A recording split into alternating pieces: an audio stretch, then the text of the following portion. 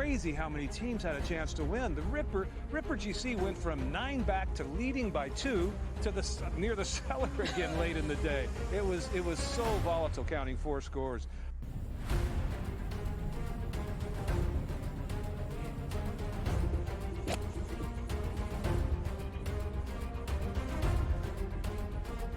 It was pretty nuts, but you know, the cliques have been cellar dwellers for basically 2.5 seasons, and they come out victorious today. That's awesome. It'll be the summer of the cliques, definitely. So, like I said, there's definitely more to come from us. It was a magnificent ball striking performance. Yeah, you know, I got to speak to someone in his camp before he teed off this morning, and they said to me that he is finally feeling extremely comfortable out here. He's not thinking about any swing thought. He's going out there, he's swinging so freely, and it certainly showed today. The way he drove the ball, the way he hit his irons, and even in his putting as well. Yeah, and lives in Texas, went to school in Texas. His tour win on the PGA Tour was here in Houston, which is Texas, and now his first live win, Texas. Honestly, it was just a matter of playing solid coming down the stretch. I think there was a switch there on 15 that I made birdie, he made bogey, and I just knew that I had to power in pretty much, and it was mine. The 18 I made bogey, but it worked.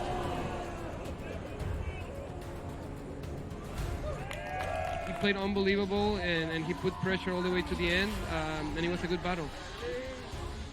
I love playing here. Obviously, Texas treats me well. It's my adopted home state, so I'm just happy to get it done again.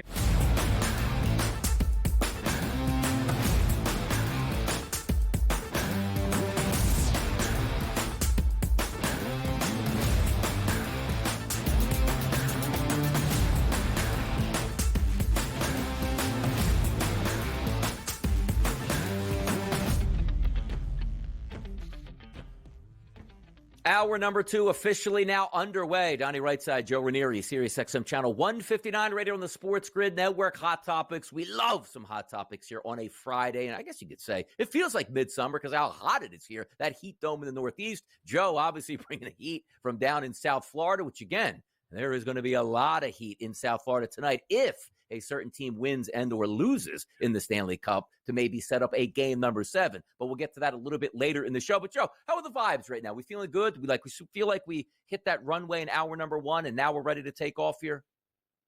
I am just getting primed here, Donnie. We are ready to go. I can't wait to dive into these hot topics, man. I'm looking forward to this.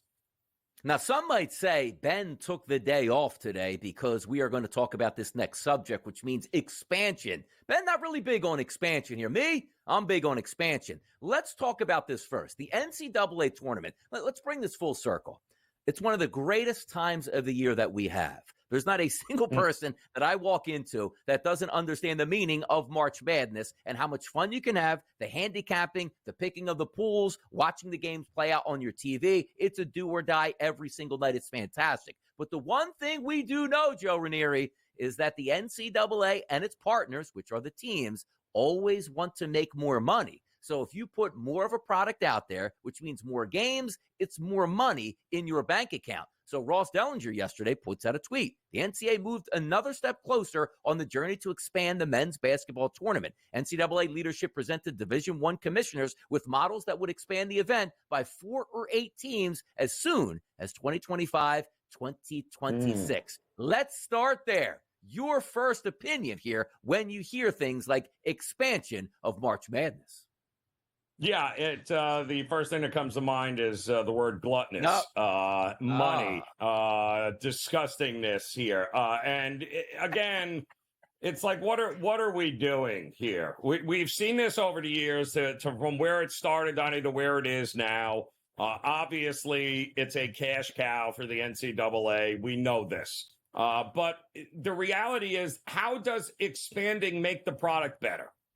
As it is, the NIL deals and those rules that just came in, Donnie, are going to make this the competitive landscape. It's going to shift and it's going to change the game. I don't happen to think it's going to be for the better. I think you're going to have a handful of teams once again over the next couple of years. They're going to accumulate all the talent because they have all the money. And so it's great that you're letting, San Jose State City College in. But you're going to beat UConn? Like who this year that would have gotten in that didn't was beating UConn? The answer is nobody. So it's not for a competitive reasons. It's strictly for a money reason, a monetary reason. And that is just, it's at what point do we water down this product to the point where nobody wants to watch it anymore? Now, it has expanded in the past, I believe, 24 teams, 32 teams, whatever it is, and now we're up to our numbers here. And I always preface this by saying, sometimes I just like to play devil's advocate a lot. If you told me tomorrow there's not going to be ever any expansion in the field of 68, I would say I'm fine with it because I love the tournament. But I know how I get sometimes, Joe. Like, we see some of the way these games are structured. And if you told me you're going to get an extra few games, Thursday, Friday, Saturday, Sunday, and then maybe an extra game or two a night as we head into the Sweet 16 and the Elite 8, I actually would really like that because I like more basketball and more meaningful basketball. But at the same time, we technically don't need it. But I like to always, end with these type of answers.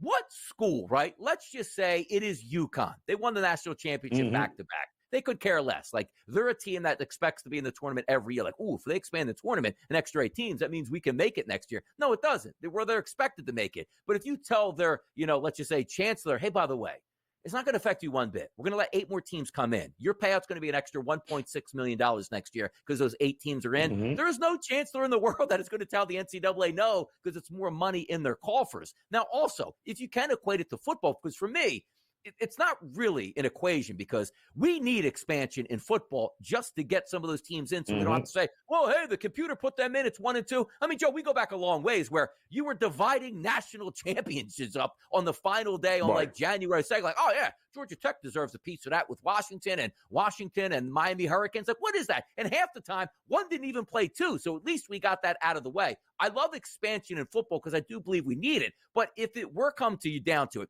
how would you handle the NCAA tournament? Like, who would the extra 6 teams be? Would it be more mid-majors? Or would it be more like, hey, Purdue was 500 in the Big Ten. They weren't going to get in. Now they're in because they're going to be more of a draw, as you put it, than San Jose City College at this point. Yeah, so we're talking about what, going from 72 to 76, right? So we're basically talking about the idea of adding a handful of teams to the play-in spot, not the actual core 64-team bracket. Nothing, the way I understand it is they're not changing that. They're just changing the ability of some other teams coming in and being able to battle and have a bigger pre-bracket tournament, if you will, the play-in spots here. So, but again, it's like, okay. So we're talking about middle of the road 500 teams anyway. And how is this making the product any better? How is it going to make more people interested when a low mid-major who barely finished 500 gets to play for one of the, at one of these first 4 sites and ends up getting bounced out anyway? I don't get it. But I understand the money factor of it. I just don't think it makes the game any better. I really don't. By the way, if you had, like, let's just say you were commissioner of the NCAA, how would you improve? Like, because we love the tournament as it is, I get that. But in what ways would you possibly improve that tournament? Would it be more Cinderella stories, which I always preface it by this, Joe? Everybody loves a good Cinderella story until they win a basketball game and you have to watch that Cinderella in the next game when you said, wow, this could have been Kentucky and UConn. Instead, it's Kentucky and, just Samford at this point of this race. How would you improve it other than adding teams into the NCAA tournament? Is there a way you would do that? If it ain't broke, Donnie, we ain't fixing it. It's that simple. I don't understand why that concept is lost because they're always trying to adjust things. They're always trying to add to it. They're always trying to make what has already worked for how long it works. Again, the NCAA tournament, we had more upsets this year, Donnie, I believe, in the first couple of rounds. Remember, it was Dog City this year. We're cashing tickets. But, ultimately at the end, who won it? The number 1 team in the country won it, UConn. So everything else, this isn't about giving teams a chance to win a national championship because everyone loves a Cinderella, but Cinderellas never win, Donnie. They never win the ultimate prize. So we're basically just dangling carrots out there and be like, all right, we can say you got a chance to win a national championship. You got to be in it to win it. But the reality is you're never winning anything. So kudos. It's kind of false advertising, if you ask me. But like, we love college basketball and we love March Madness. Like, and again, we did a poll yesterday, which I was quite on the fade the public side of about 10% of that poll, because I didn't mind expansion because it just gives me more games to watch on that opening weekend. But why do you feel the public is so angry? Is it because we do get nostalgic? Like, sooner or later, you are going to mess this up. Just leave it alone. Yes. We'll love it for the next 50 years. Is that the only reason why the public is like, don't add these games? Because we saw this as well. We can't get enough of the NFL. There were people out there going like, what? The 17th game? You got to be kidding us. Like, don't you love football and want another game? Like, are we just nostalgic on we like the way it is? Yeah, well, and I think the public says there's nothing wrong with it. If the public was hungry for change, Donnie, and said this is terrible, something that they would say that, right? But the reality is the public's like, what are we doing here at this point? There's nothing wrong with the way it is. And they're right, because ultimately the one who wins the national championship and plays for a national championship is usually one of a handful of teams in the country that we all knew were going to win it before the season started. Here's what's going to happen, Joe, and here's where it's going to, because I want expansion, but you know what's going to happen? These 6 games exclusively on Netflix and or Peacock. I know it's coming here, and that's probably why I don't want expansion, because that is going to be an additional, like, hey, the first 4 in Dayton. Wait, where is it? Oh, it's on Peacock tonight at this point. Stop the madness, people. More hot topics next, right here on the Early Line.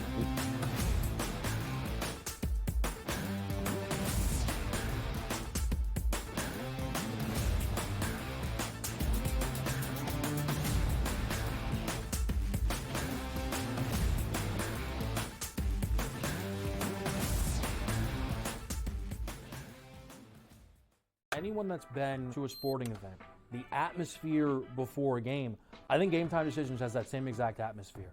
This is our arena.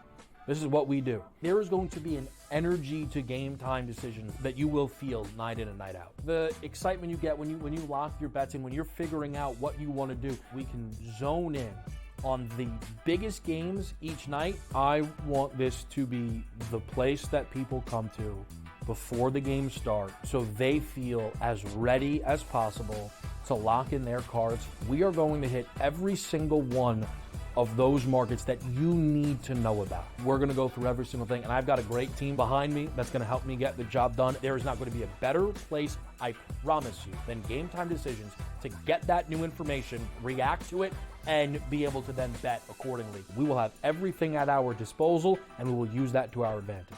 I'm Kevin Walsh. Tune into Game Time Decisions from 6 to 8 p.m. Eastern on SportsGrid.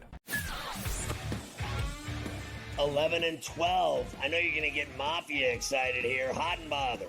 You got to put Aaron Rodgers here and the Jets at 11. I would put him higher, but again, he barely played football last season. They've addressed their offensive line. It's not going to be great.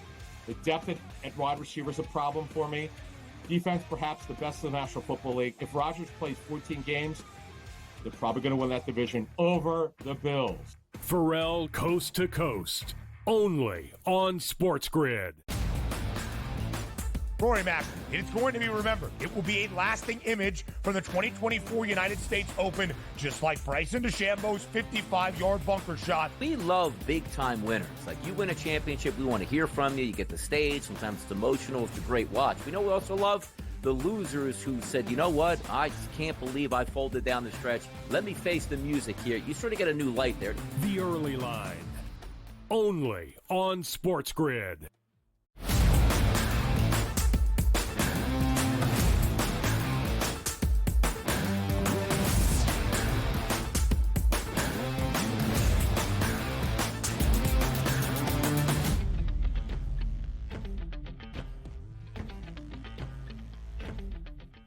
Keep the hot topics rolling around. Some things that we really like here, Joe Ranieri, are nostalgia. I get caught up in it. Like, you watched the game yesterday at Rickwood Field, love the nostalgia. I love walking in the ballpark and say, boy, 25, 30 years ago, do you remember the home run that was hit here? I used to walk in the Veterans Stadium before it was knocked down and look up into the 600 level and see where a home run had a little star on it that said S, where Willie Stargell. Man, well, 30, 40 years ago, that would have been an unbelievable home run. In golf, we tend to do the same things, and it's with Tiger Woods. Now, a lot of the topics we picked today, Joe Ranieri, have to do with money.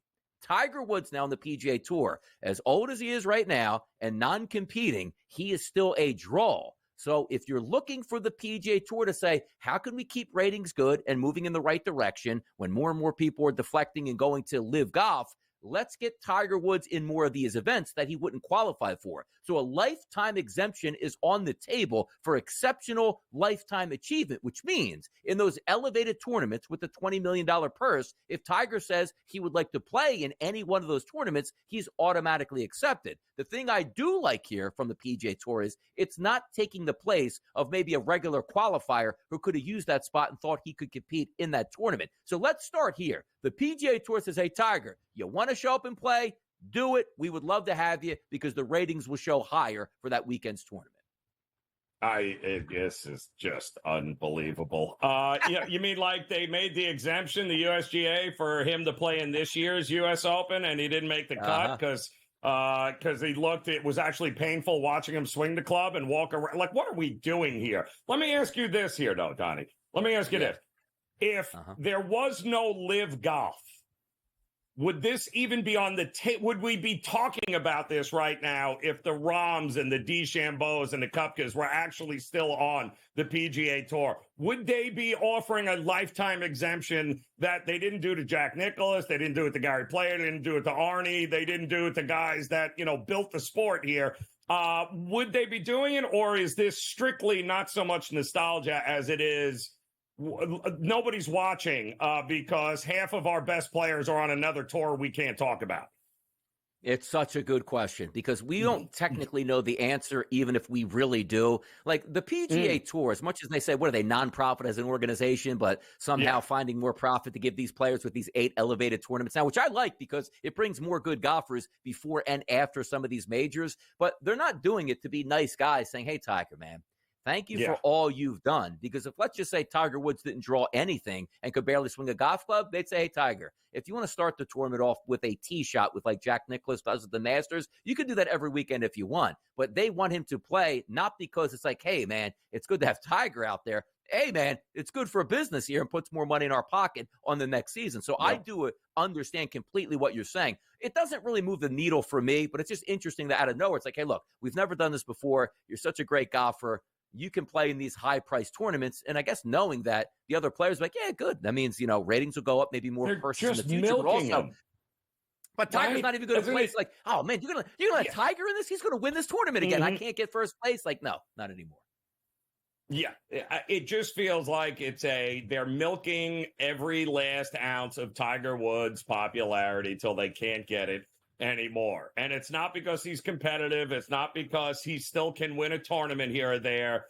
They're doing it for their own benefit. And listen, if I'm Tiger Woods, man, like you got Tiger, like move on, man. You want to show up to Augusta once a year, great. But I mean, having this guy show up, not because you think he can actually be competitive, that just you hope somebody buys a ticket or watches the event.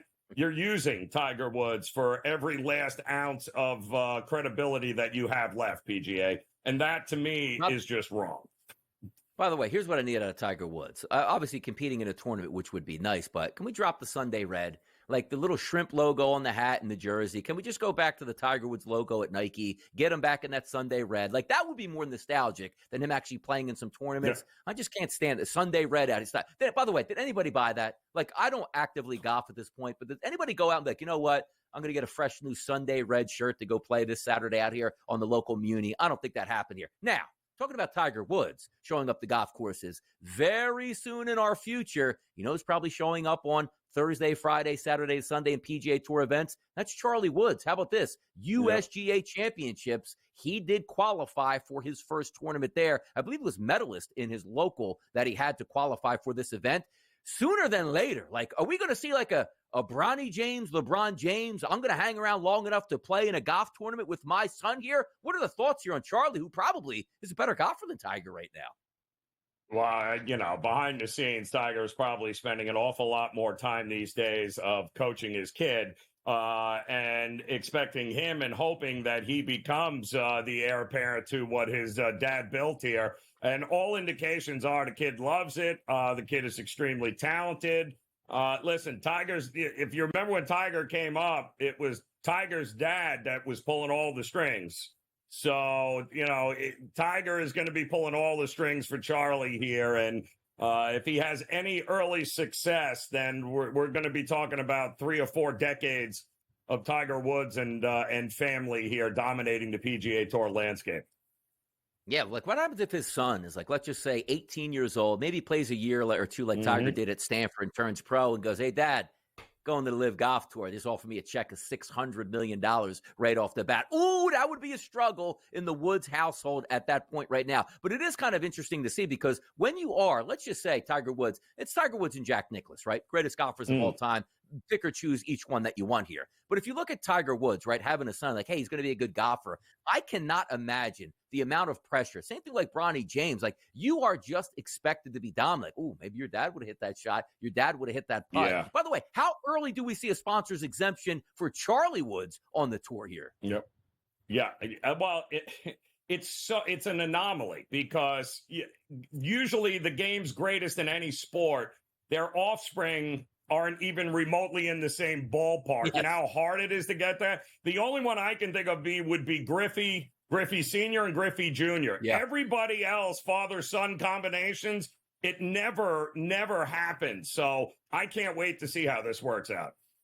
Yeah, it's like Dad's a billionaire. Like, just give me the black MX card. I'm going to play Xbox. I don't have to work a day of my life here. And look, you know what? I'm Tiger Woods' kid, but good on Charlie. Let's see if he can surpass his father in majors. Let's get back to the NBA. The coach is joining us next. Lakers talk? Yeah, it's coming back.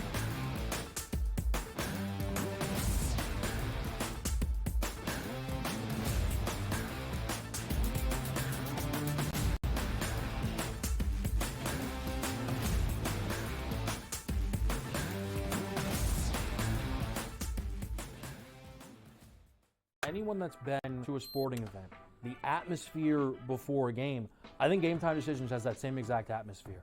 This is our arena.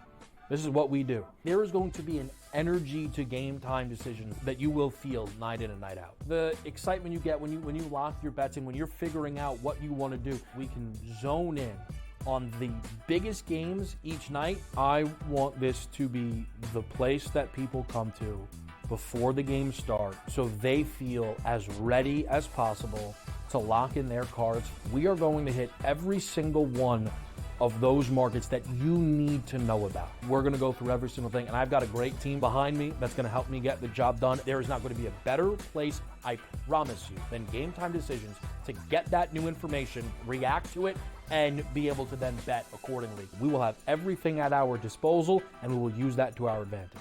I'm Kevin Walsh. Tune into Game Time Decisions from 6 to 8 p.m. Eastern on SportsGrid. 11 and 12. I know you're going to get Mafia excited here. Hot and bothered. You got to put Aaron Rodgers here and the Jets at 11. I would put him higher, but again, he barely played football last season. They've addressed their offensive line. It's not going to be great. The depth at wide receiver is a problem for me. Defense, perhaps the best in the National Football League. If Rodgers plays 14 games, they're probably going to win that division over the Bills. Pharrell Coast to Coast, only on SportsGrid.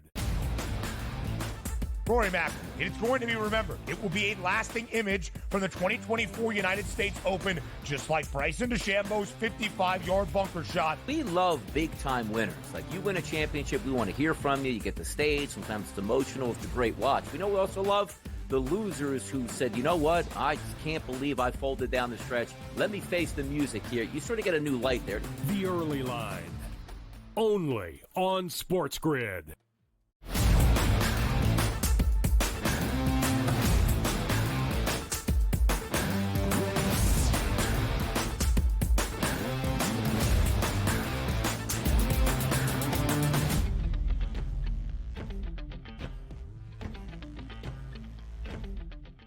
No, people, your Friday morning just got even better. It's Donnie Rightside. It's Joe Ranieri. And now the coach, James Young, joins us today because why? The NBA offseason, baby, it never stops. And yesterday, we had one of those big cogs completed. It's JJ Redick now to the Lakers. Before we get there, Coach, are you ready for this offseason? Are you invigorated? Do you know what's going to be coming up here over the next week to week and a half? I just need to know, JY, are you? This is what will get me through. It is iced coffee And you got to drink a lot of it because you never know when news is going to drop. Obviously, yesterday, a big trade in the NBA, a coach getting hired. The draft is coming up. Ricochet is starting to make his move as the number 1 pick. It's basketball never stops. And I think with the draft and so many teams thinking that they're close, Donnie, I think it's going to be a chaotic offseason. It's fantastic. It always is in the NBA, and we look forward to it every single year. It's almost like it gets that NFL level where there is 365 every single day, something new to talk about in the NBA, which, again, let's get to this. That Woj bomb yesterday, which wasn't really a Woj bomb, and did we anticipate this maybe a month ago? JJ Redick, 4-year contract to coach the Los Angeles Lakers. When this news finally, Coach, came down yesterday, what was your thought process with the Lakers and JJ Redick? First thing was the size of the years of the contract. I mean, last week they offered Dan Hurley 6 years. They offered, JJ 4 years, which, let's be honest, folks, it's really a 3-year deal because at the end of the day, you're never going to be a lame duck coach. You either get extended or you get fired. So it's really a 3-year deal. And to me, it's when you look at it, it's kind of ironic that what happened in Detroit with Monty being let go, and there's rumors that maybe Detroit was going to think about coming in and swooping in on Redick, and that people like Udonis Haslem went on Get Up and said they should be calling Monty to maybe coach the Lakers, and then all of a sudden, as soon as it happened, there was a deal done, literally that minute. So maybe it pushed the Lakers to finally make this decision. Is it the right decision? To me, it's going to be about, Donnie, the staff that you surround around JJ Redick, folks. You got to simply put, JJ Redick has never sat on the bench as even an assistant coach in the NBA.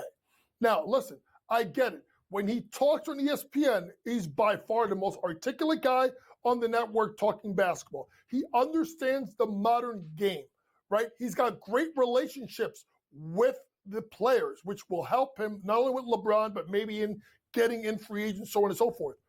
But to me, you're going to have to surround him, Donnie, with an all-star staff. You got to get guys that have head coaching experience, right, to sit on the bench with him. And then you got to get guys that also are high-level assistants. So you've already saw names, Jared Dudley.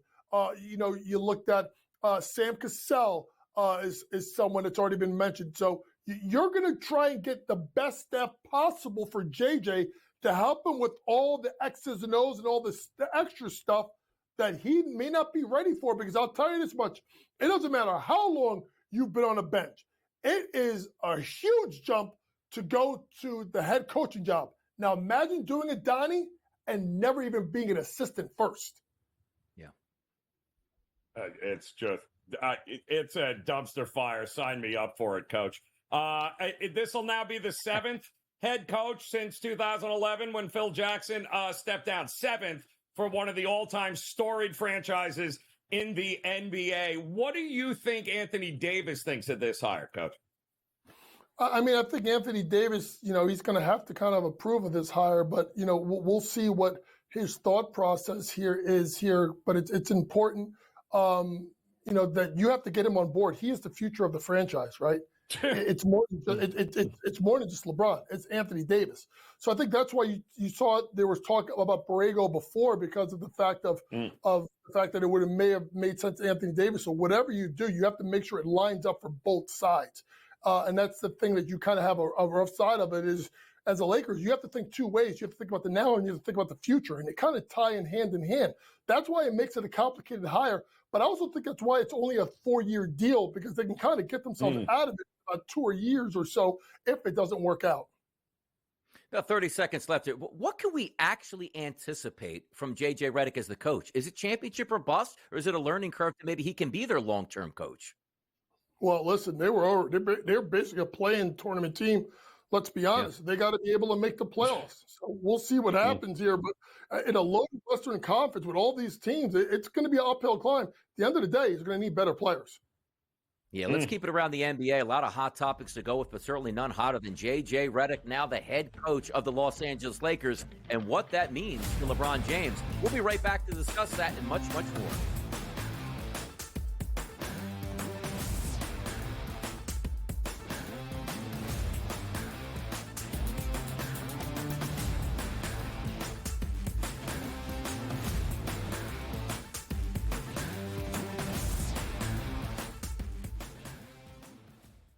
Anyone that's been to a sporting event, the atmosphere before a game, I think Game Time Decisions has that same exact atmosphere.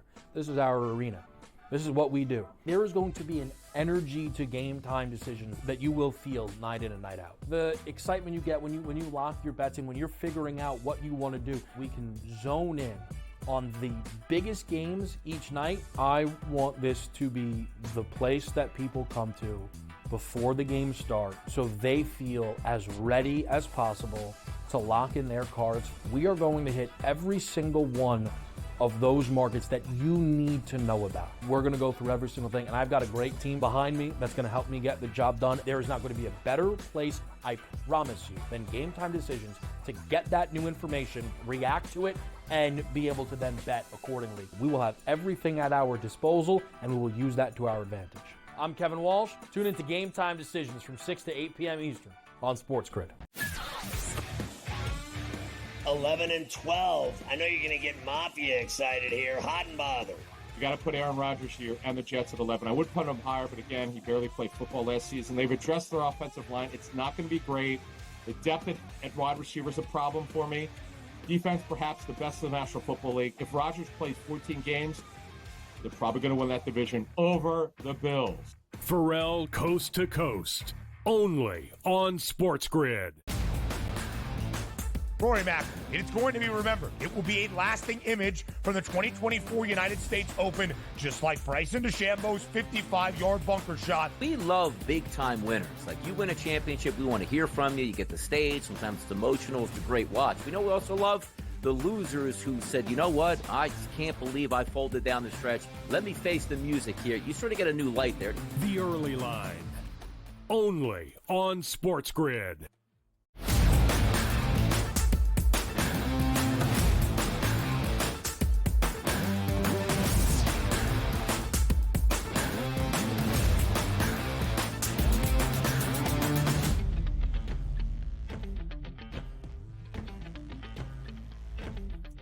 It's a great Friday here on the Early Line, Sirius XM Channel 159 on the SportsGrid Network. Joe Ranieri, Donnie right side. Hopefully we get the coach back here. A little technical difficulties behind the scenes. We'll get it worked out here, but the hot topics continue to roll nonetheless. And where we left off was JJ Redick of the Los Angeles Lakers, now their head coach. So when we're trying to take a look at what this means for the future, let's answer this. It's a 4-year contract. If I told you right now an over-under of a year and a half on JJ Redick being the Los Angeles Lakers head coach, what would you decide today, over or under?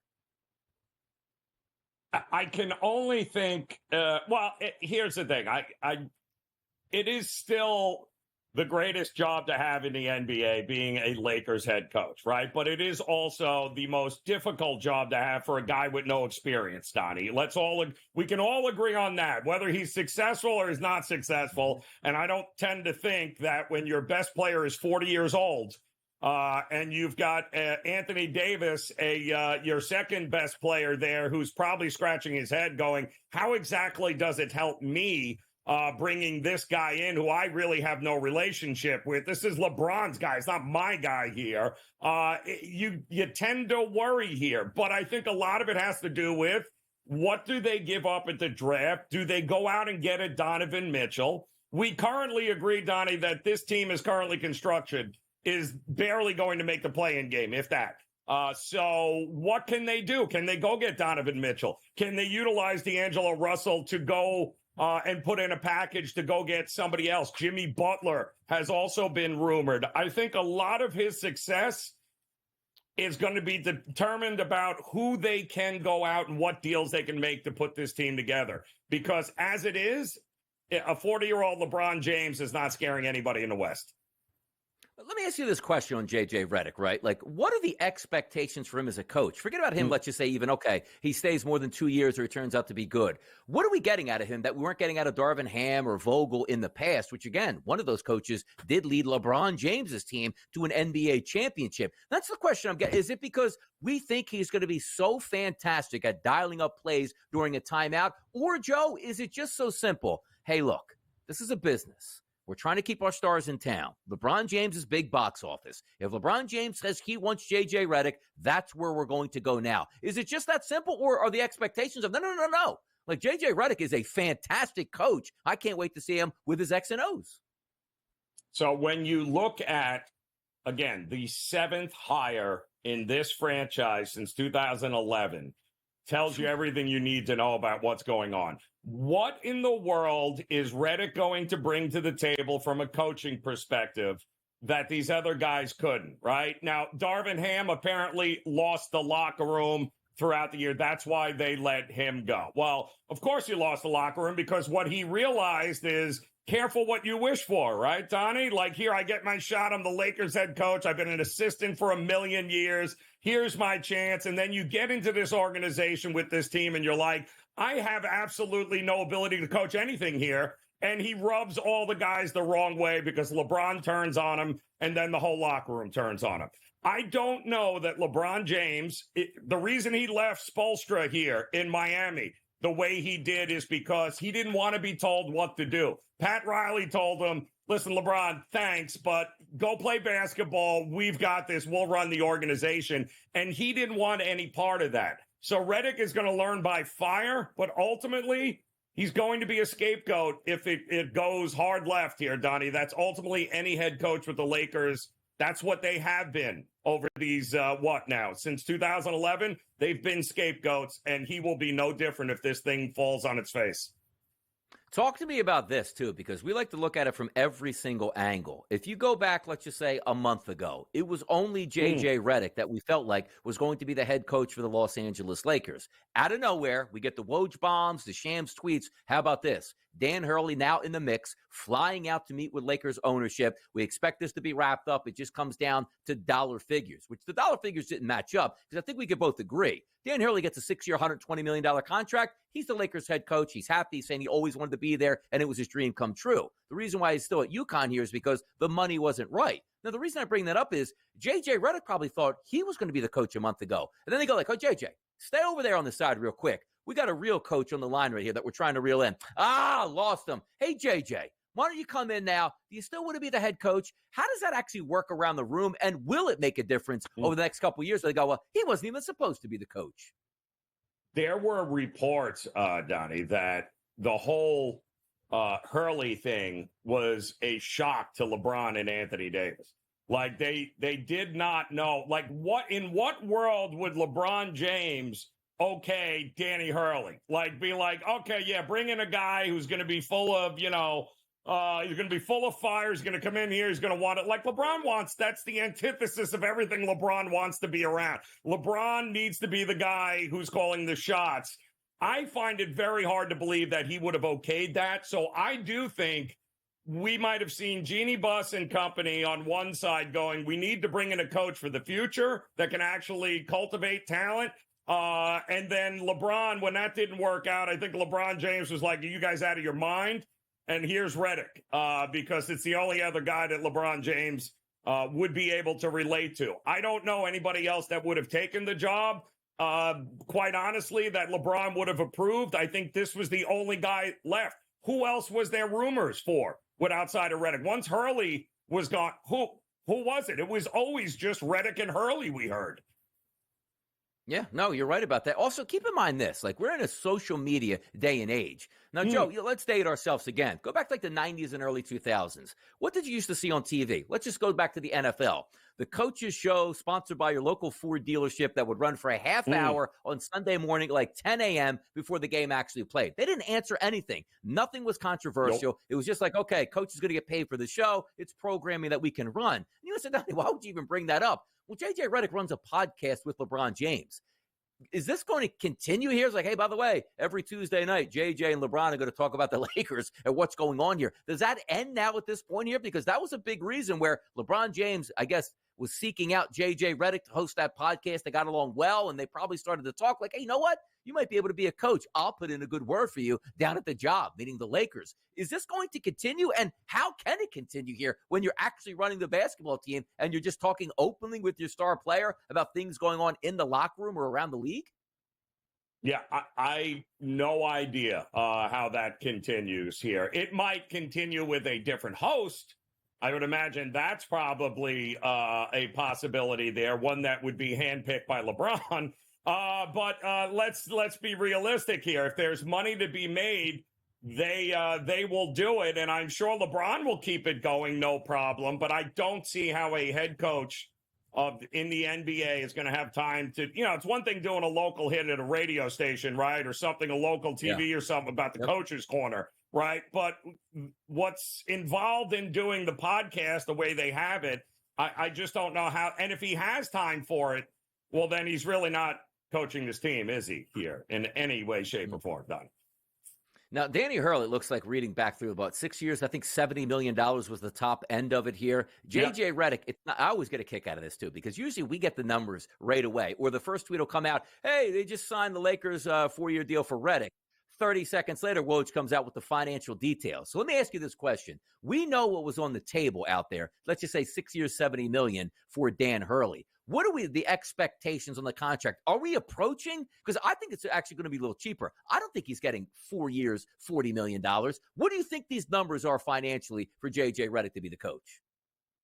I think they're going to be a lot less than they were for Hurley. But let's not also just assume the reason Hurley didn't take the job, Donnie, was because the money wasn't there. Let's not assume that. Suppose the reason he didn't take the job was because he wanted absolutely nothing to do with trying to navigate through this year, and the money didn't matter. Changes the perspective of what this job is all about. How about that? JJ Redick to the Lakers. How long will it last? The bigger questions are, what are the next hot topics coming down the road? I don't even know. Let's find out and get a good surprise. Make sure you stay tuned.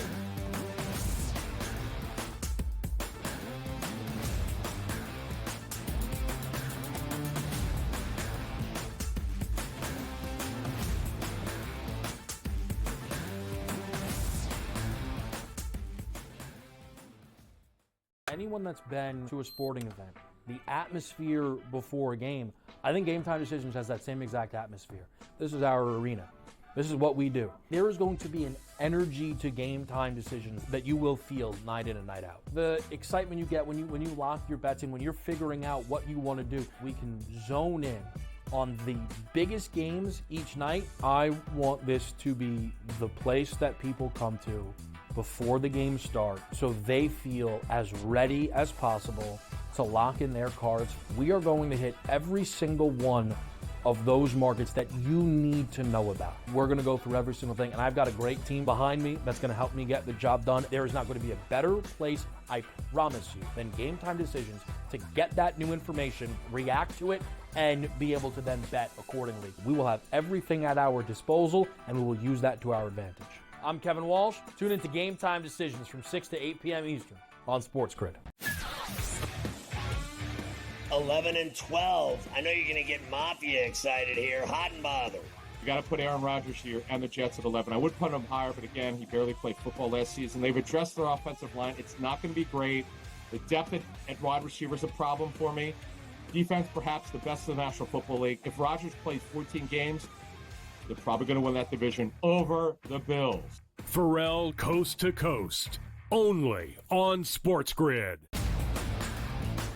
Rory Mack, it is going to be remembered. It will be a lasting image from the 2024 United States Open, just like Bryson DeChambeau's 55-yard bunker shot. We love big-time winners. Like, you win a championship, we want to hear from you. You get the stage. Sometimes it's emotional. It's a great watch. We know we also love the losers who said, you know what, I just can't believe I folded down the stretch. Let me face the music here. You sort of get a new light there. The Early Line, only on SportsGrid.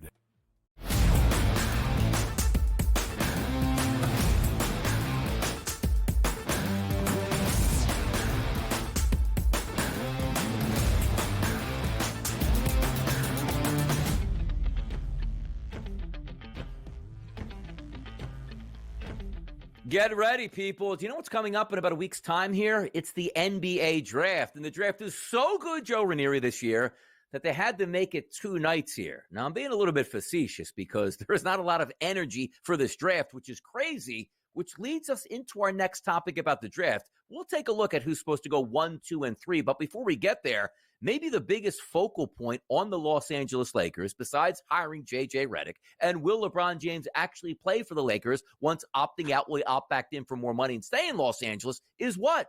Bronny James, where he's actually going to go in the draft. Now, the FanDuel Sportsbook has a pretty robust market right now. If you're not interested who's going 1, 2, or 3, how about the Bronny James market? And we're getting a lot of hype for a player that doesn't look like he's even going to be a first-round pick. Before I get into this specials market, Joe, taking a look at Bronny James, in your opinion, is he a first-round pick? And yes, will he go in the first round?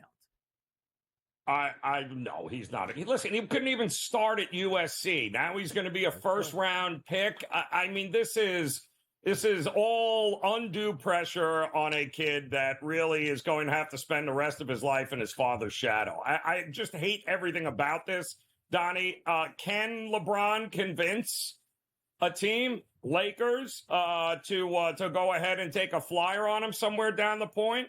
Sure. But if push comes to shove and the draft picks that you have to be utilized to go out and get a Donovan Mitchell, well, then maybe he goes to a G League or goes to Australia or something along those lines here, Donnie, which wouldn't be the worst thing. If this is truly about Bronny cultivating himself and becoming an NBA player, he's not that right now. That would be best for him. But for LeBron, if the clock is ticking and he wants to play with his kid and that's a goal of his, well, then he'll move mountains in order to make it happen. So don't put it by LeBron to figure out a way in order to convince the guys to go ahead and draft him in that front office.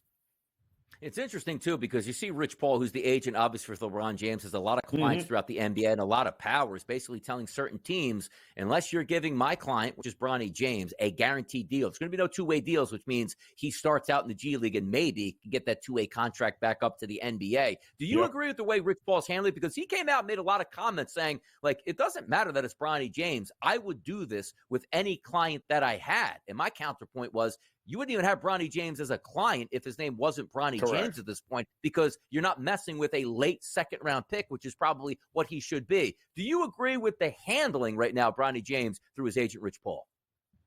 I believe nothing of any of what I hear out of them, whatever. And no matter what he says, think about the opposite, because there's obviously conversations going on behind the scenes. It would make the most sense, but I think this all depends on what LeBron James's goal is here. Does he want, if the season goes, Donnie, hard left, right? Does he push for Bronny to be on the team towards the end of a team going absolutely nowhere? Or what is the motivation for LeBron? As crazy as it is, this isn't the motivation for the Lakers. It's what is LeBron's motivation when it comes to his kid? What does he want to have happen? He will do anything in his power to make it happen if that's what he wants. If he wants to be on the court with him this year, guess what? He's going to be on the court with him this year. He still wields that kind of power. And also, if we take a look at that JJ Redick interview, and yes, him, the Lakers obviously like what they heard. Coming up in some of those topics is, well, what happens if we draft Bronny James? How do you handle the father and the son playing? That came up. But at the same time, the Lakers do have the 17th overall pick in the NBA draft. Now, this is not a very deep draft, to say the least, but it would be kind of crazy if you're saying, all right, well, just to make LeBron happy, we're going to burn a first-round draft pick to take his son when we know he's not actually a first-round draft pick, which brings us back into the betting market. So, yes, the Lakers do have number 17 overall, but the FanDuel Sportsbook is telling us right here, over-under on draft positioning for Bronny James, 41.5. So with that knowledge, Joe, knowing the Lakers have a first-round pick, 41.5 is the number, what's the over-under on Bronny? Is he going under 41.5 or over 41.5 in your opinion? I think a lot of this is going to depend.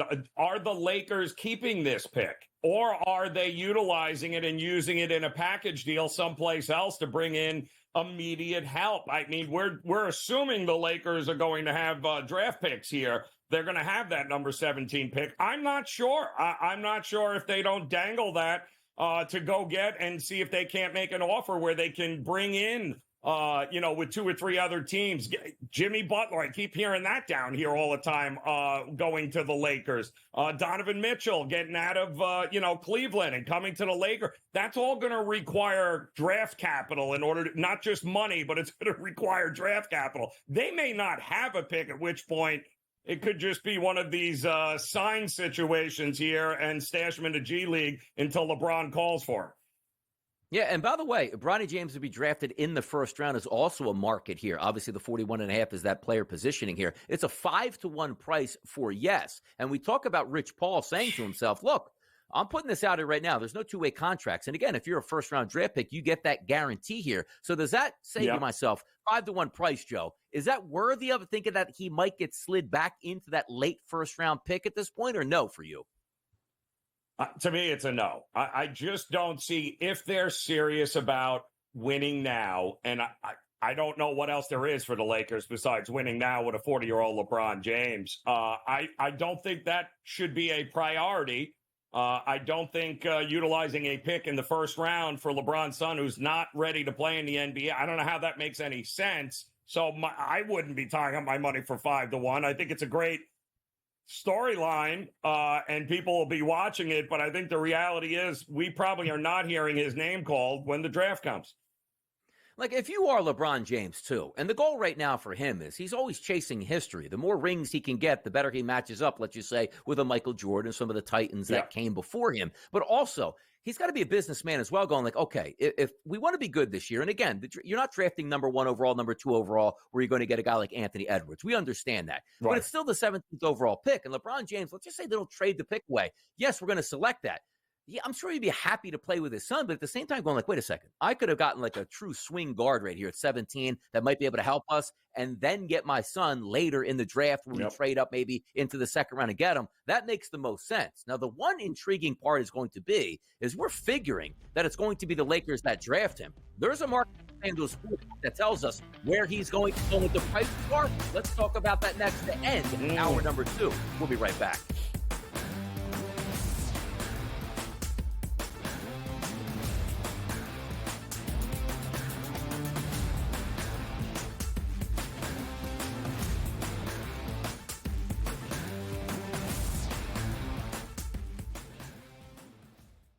Anyone that's been to a sporting event, the atmosphere before a game, I think Game Time Decisions has that same exact atmosphere. This is our arena. This is what we do. There is going to be an energy to Game Time Decisions that you will feel night in and night out. The excitement you get when you lock your bets in, when you're figuring out what you want to do, we can zone in on the biggest games each night. I want this to be the place that people come to before the games start so they feel as ready as possible to lock in their cards. We are going to hit every single one of those markets that you need to know about. We're going to go through every single thing, and I've got a great team behind me that's going to help me get the job done. There is not going to be a better place, I promise you, than Game Time Decisions to get that new information, react to it, and be able to then bet accordingly. We will have everything at our disposal, and we will use that to our advantage. I'm Kevin Walsh. Tune into Game Time Decisions from 6 to 8 p.m. Eastern on SportsGrid. 11 and 12. I know you're going to get Mafia excited here. Hot and bothered. You got to put Aaron Rodgers here and the Jets at 11. I would put him higher, but again, he barely played football last season. They've addressed their offensive line. It's not going to be great. The depth at wide receiver is a problem for me. Defense, perhaps the best in the National Football League. If Rodgers plays 14 games, they're probably going to win that division over the Bills. Pharrell Coast to Coast, only on SportsGrid. Rory Mack, it's going to be remembered. It will be a lasting image from the 2024 United States Open, just like Bryson DeChambeau's 55-yard bunker shot. We love big-time winners. Like, you win a championship, we want to hear from you. You get the stage. Sometimes it's emotional. It's a great watch. We know we also love the losers who said, you know what, I just can't believe I folded down the stretch. Let me face the music here. You sort of get a new light there. The Early Line, only on SportsGrid.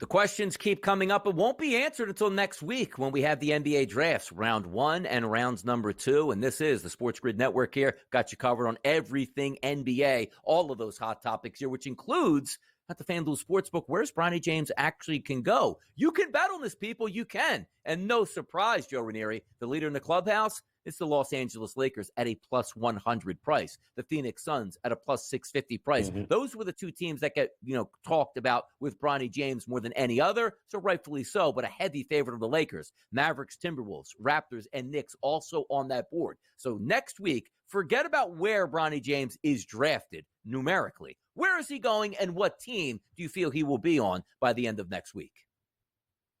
Listen, if you believe the guys that followed a team and who have their ear to the pavement there, you've got a Lakers team that hold 2 picks right now, right? The 17th and the 55th in this year's draft. Most of these guys are all saying the same thing here, Donnie. One of those 2 picks will be used to draft him. And if that is the case, if it ain't the 17th, it's probably going to be the second round, but it will not be any team other than the Lakers. It's either going to be the 17th, if they still have it, provided they don't find another deal in order to be able to package that with, or it's going to be the 55th pick. And it's going to be them. The question is what happens after that, though. That is going to be the $1 million question. Yeah, I can't imagine going anywhere but the Lakers, but it's funny that it's been years and years and years. I want to stay long enough to play with my son. I play for the Lakers. Yeah. We have a pick. We should be able to choose my son. And then over the past, 24 to 48 hours, I don't know if this is truth because I don't believe it, where LeBron James is like, yeah, wherever he goes is fine. If he plays with me or not, it's not actually being a big deal at this point. Let's take a look here at some other NBA draft picks here. We know Ricochet is now the favorite at minus 125 price to be number 1 overall over Sarr, who's plus 145. But the question not really 1 versus 2 right now, Joe. You know what it actually is? Who is going to become the 3rd overall draft pick? That might be the hottest market right now. And at the FanDuel Sportsbook, Reed Shepherd at a plus 100 price, Donovan Clingan at a plus 270 price. In your mind, outside of the top 2, who probably should go number 3 here? Yeah, I mean, you also have the kid, too, the UConn point guard, Stephen Castle, is also a guy that has been getting a ton of love here. And I kind of like that because we're talking about the Rockets, right? At number 3, if I'm not mistaken, we've got Atlanta, we've got Washington, and then we've got the Houston Rockets. And love a guy like Stephen Castle for them. Reed Shepherd is also in that conversation. And I don't know. I'm not sure Clingan goes in the top 3 or 5, if we're being completely honest. I know he's getting a lot of hype, but I think Stephen Castle from UConn is much more valuable to teams at the top of this draft board than what Clingan would be at this point. Yeah, no, we'll find out. And again, we got 1 week. And the one thing we do know is that market has changed a lot over the past couple weeks. Yes. That numbers are going to change drastically right up till we get the draft next Wednesday night for round number 1. And then Thursday, obviously, will be round number 2. WNBA, big tilt tonight. Sun versus Aces. If you take a look at the Sun in the standings, 13-1, the best in the WNBA. A little bit of a disappointing start for the Aces, who were 6-6 until their last game picked up a victory. Now to make them 7-6. They are favorites tonight at 5.5 over the Sun at home. Did we see the Vegas Aces get their starting point guard back and are ready to turn that tide? Do you agree that they should be 5.5 point favorites over the best team right now in the WNBA? No, I do not. I don't know why we would do that with just 1 game under her belt since she came back. The Connecticut Sun have been by far heads and tails the most consistent and best team in the WNBA to this particular point. Yes, it's on the road, but I don't think that's going to matter to the Sun. I think they're going to feel a little disrespected by this.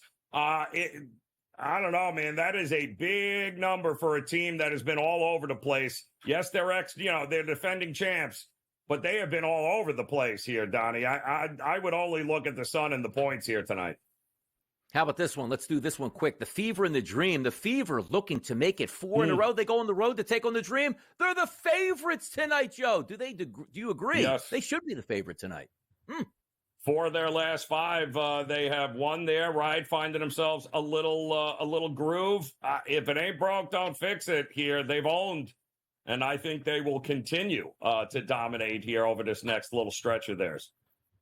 There you go. NBA action, WNBA action, draft talk. We got you covered right here on the SportsGrid Network. But hour number 3 is coming up, and there's a big hockey game in Edmonton, Alberta tonight, which we're going to cover en masse. So don't you go anywhere. Keep the dial right here on Sirius XM Channel 159.